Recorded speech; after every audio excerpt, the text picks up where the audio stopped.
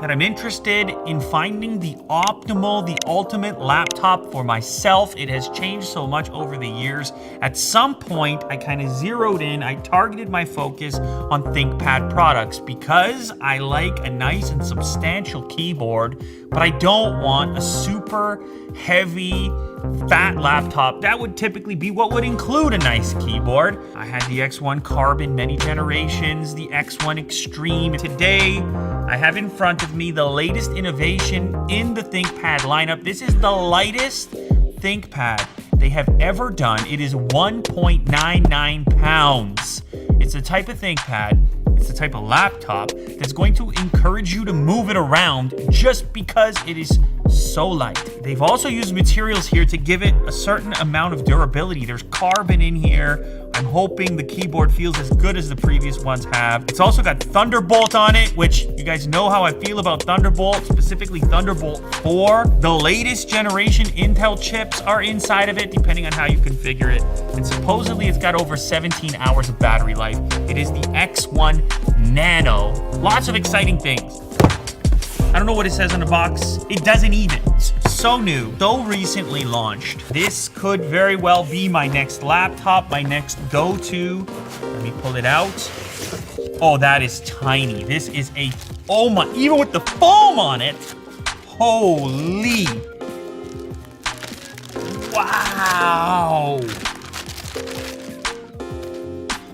What? It feels like nothing. It feels like I'm holding an iPad, but I'm holding a whole entire Windows laptop. That is incredible. All right, I don't want to give it all away. I'm going to just look at the other items in the box. I'm going to lay that down for a quick moment. It's pretty bare bones. So as mentioned, it's a 65-watt power brick. You can use the Type-C power brick from Lenovo that's included in the box, but it's a USB-C chargeable laptop. So if you have one of those fast charge power bricks that maybe you use with your phone, one of those GAN chargers, you could use that as well and get something even tinier than this, although the included charger is pretty tiny as well in here. Let's look around the device. Over here on the side, you see those two Thunderbolt 4 ports that I mentioned and a headphone jack. That's actually all you're gonna get as far as the interfacing is concerned. Bit of a drawback compared to the other models, but a consequence of getting that almost impossible size here at 1.9. Let me put this in perspective for you. 1.99 pounds.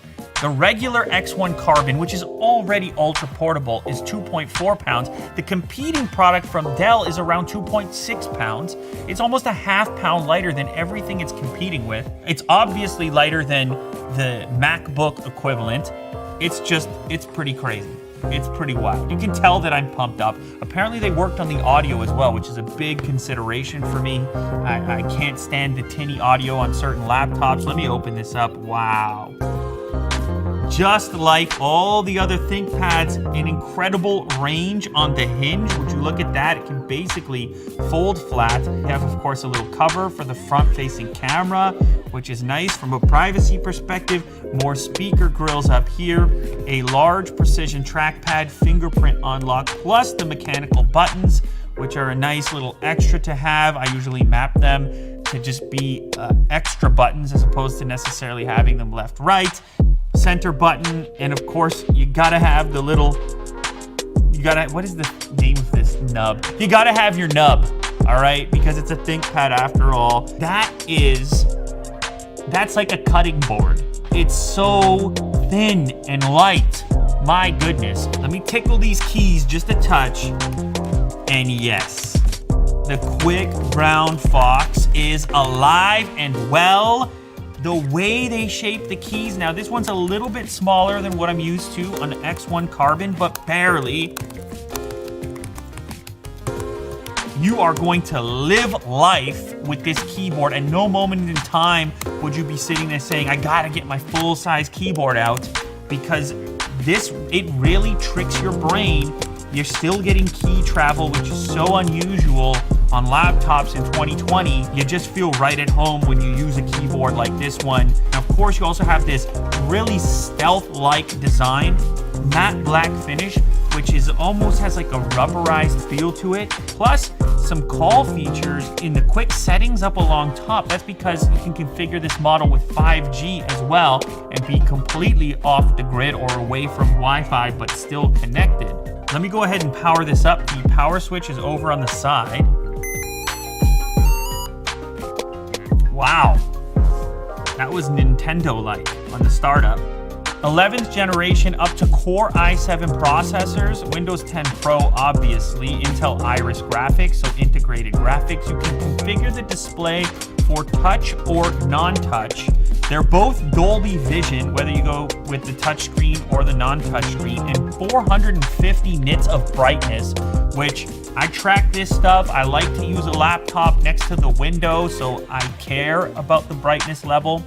450 is on the higher end of the spectrum, certainly, especially for such a thin display with such a tiny little bezel. You can get up to 16 gigs of memory on here, up to 1 terabyte of PCIe SSD storage. As mentioned, up to 17.3 hours of battery life. That's very specific. Lenovo, 17.3. Very interested in the Dolby Atmos speaker system. Can they deliver on a package that's so thin and light? Can you really fit speakers in there? If they're half decent, I'll be okay with it in exchange for the portability. Wi-Fi 6 is built in, and as mentioned, 5G as well for connection via SIM card, I suppose. Maybe it has an eSIM, because I don't see a SIM tray over there.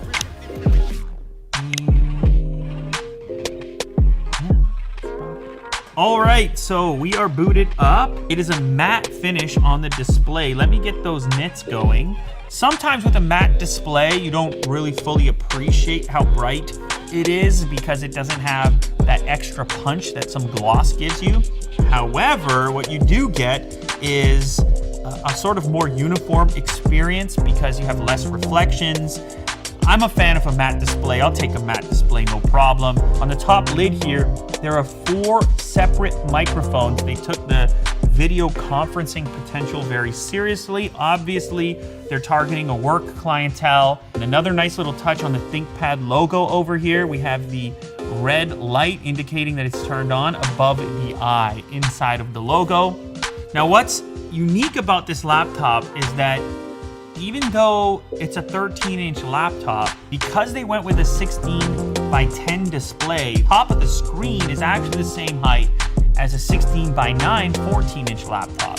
So you're only losing some width. Now for productivity tasks, that's not really a big deal. That audience tends to like a slightly taller display because of the type of content that you view, like say websites, for example, which are typically a little taller than video content. That is the most aggravating sound in the world. And it always like crackles the speaker a little bit because they didn't tune it correctly. I'm gonna full resolution, 4K playing.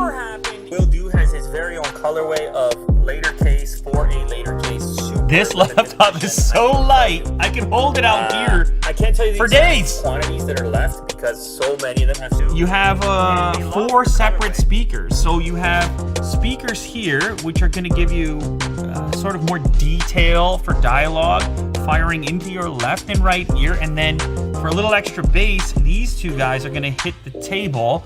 And honestly, for a 1.99 pound laptop, I'm gonna take that sound. I'm gonna say it right now, this sounds better than some laptops I've tested that are quite a bit bigger. So they did think about sound, and I appreciate that because for a while, Lenovo wasn't all that interested in delivering too much sound to you because they thought, okay, this is a work device, take it easy, you don't have to be watching these videos very loud. But that feature mattered to me, so I believe they have kind of rectified the situation on that front with this laptop. Windows Hello, tons of options for unlock. I typically will have a couple different ones enabled. So the fingerprint scanner is one, but so is the face unlock in Windows Hello. That one is super quick. If I ever switch back to a Mac laptop, I often miss that. I'm gonna go ahead and try the fingerprint on this one. Here we go. Now Lenovo has put the fingerprint scanner in this position for a while. And it's looking for the scan. And you're in. My favorite setup for these is a dynamic one where I have multiple options for unlock, and then just whichever one kicks in first, I'll just go with. If I hit enter and it happens to see my face, okay, perfect. If I'm kind of off angle or something and I use the fingerprint, perfect. I just like having more than one option for unlock. I use it on a regular basis. I'm curious about the front-facing camera because video conferencing has become such a huge part of our lives in 2020, and this 4-microphone array. So I'm gonna go ahead and launch a front camera recording. So here we are. This is just the camera app within Windows. Oh, it's got some sort of a noise canceling thing going on. I can tell it's dipping the ambient noise in between words. One of the reasons you have these multi-microphone arrays is often for a sort of noise cancellation functionality in order to determine what frequency the background noise is and to kind of attempt to get rid of it. We're going to be testing out the microphones on the laptop as well as the front-facing camera for video conferencing purposes. Regardless of which conferencing app you choose to use, you might be curious about how you're going to come through on this laptop if you happen to pick it up. So it's not the most tremendous resolution. I don't know what they list it as. It must be maybe 720p. They don't even list it on here. Oh, it's an HD camera with IR as well and Think Shutter. That's the thing that allows you to cover it up with an actual mechanical switch and cover.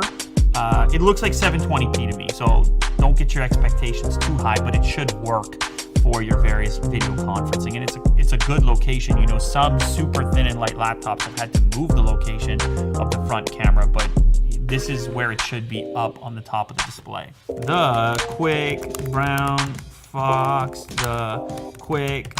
One of the things about a laptop keyboard is it's not just the travel in the keys, but it's also whether or not the whole thing flexes as those keys travel downwards. And often when you're dealing with something so lightweight, it's tough for them to figure out a way in which to deter the chassis from bending down. One of the ways that Lenovo does it with the ThinkPad lineup is they use some exotic materials like carbon and magnesium and a variety of high-end materials that are super lightweight but also stiff and strong. And so as you can see, even though this thing is not even 2 pounds, as I Quick Brown Fox it, I'm not completely, there's a little bit of flex in there, but it's nothing substantial. Now you also know that I'm a huge fan of Thunderbolt, seeing as how with a thin and light laptop, sometimes it's not going to be the most overpowering thing from a graphics performance perspective, but when you have Thunderbolt 4, my goodness, you got a lot of potential expandability with tremendous throughput. You could get crazy and do some eGPU stuff if you wanted. You could get crazy and do some capture stuff if you wanted. So there's flexibility once you have that port, and believe it or not, it's kind of a tough port to find every time on every laptop you might happen to be looking at.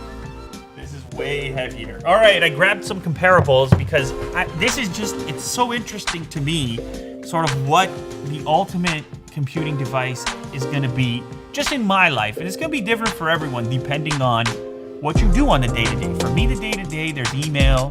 There's, of course, I got to get into Slack and see what everybody's talking about. There's some YouTube. There's a lot of tagging different things and uploading things. I'm just interacting with the keyboard a lot. I need a nice screen, and I want something ultra portable and relatively durable. So now you know why I'm such a fan of these things.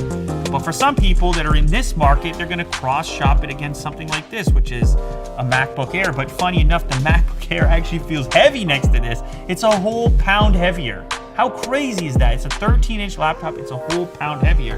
Now, granted, it's different materials. This is using an aluminum body, so it kind of has its very own luxurious feel to it. And there's a much bigger bezel around the display. It's a glossy display. The keyboard is a totally different type of setup as well. Bigger trackpad.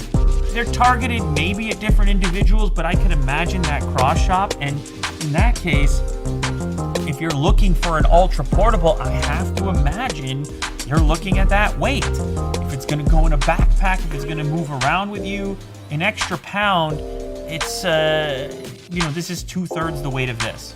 It's quite substantial. And then the other crazy thing is once you get into an iPad setup, this is a 12.9-inch iPad Pro with the keyboard attachment. And obviously this is a more versatile device because I can pull this off, put it back on, and have the Magic Keyboard attachment to do my typing and touchscreen, and I could have a pen with it as well. But it's kind of amazing how heavy this all gets when you put it all together. So the iPad on its own is 1.4 pounds. This is 1.4 pounds. This is 1.99 pounds. So the difference between this and the MacBook Air is a pound. The difference between these two items is about half a pound, 0.6 pounds.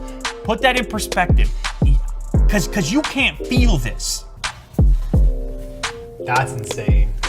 Imagine it's slightly heavier than a 12.9-inch iPad Pro with an entire keyboard. And then if you want to attach the iPad Pro to the keyboard and have a all-in-one solution for when you need to do some typing, let me see how much the Magic Keyboard weighs.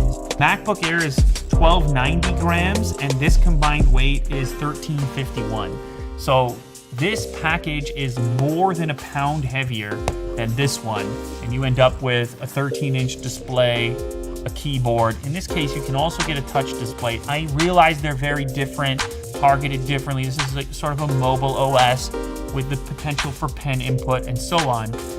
So it's gonna depend on what type of work you do. But for me, that's just staggering what they were able to pack in here at this weight, and I'm very excited to use this more extensively. You're gonna see it on my desk downstairs on the Lou Later set, and I'm gonna be going back and forth with this. This will be the daily, and I'm gonna hardly notice that I'm carrying it. And also, last thing I just noticed, there's the SIM card tray. So yeah, crazy, 1.99 pound ThinkPad X1 Nano.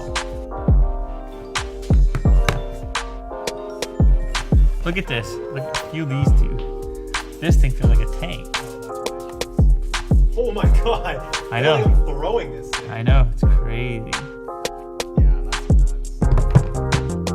Yeah, you really feel like you want to get up and move, go to a different Well, spot. you feel like you